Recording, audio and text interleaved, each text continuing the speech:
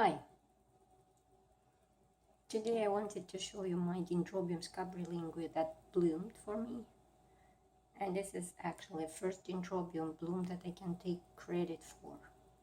So I'm really excited about this bloom.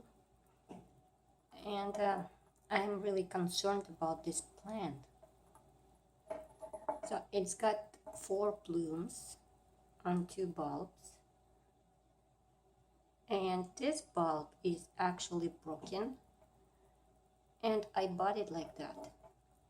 See, there is the cinnamon on the top. And I didn't notice because plant was covered with plastic. It was inside of plastic bag. And I didn't notice that one bulb was cracked. And I only discovered it when I was repotting.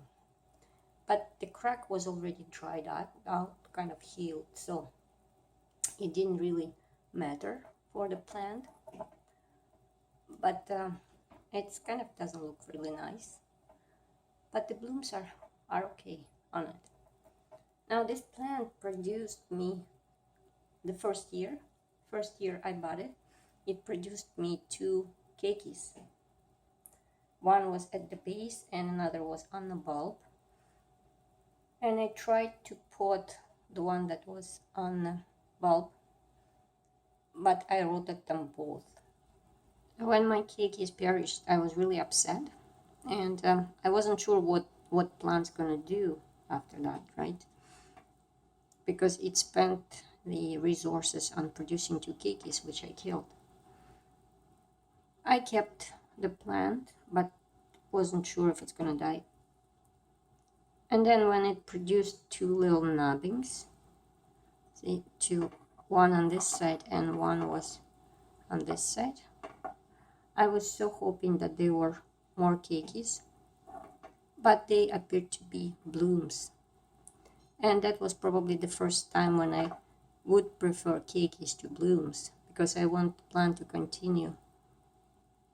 But I don't know if it will be after this blooming, if it will produce me any keikis now, because it has no roots, and there is not even active or empty nodes.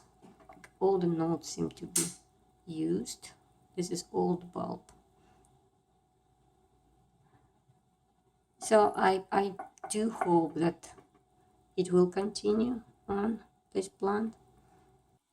I really like the look of the blooms on this plant.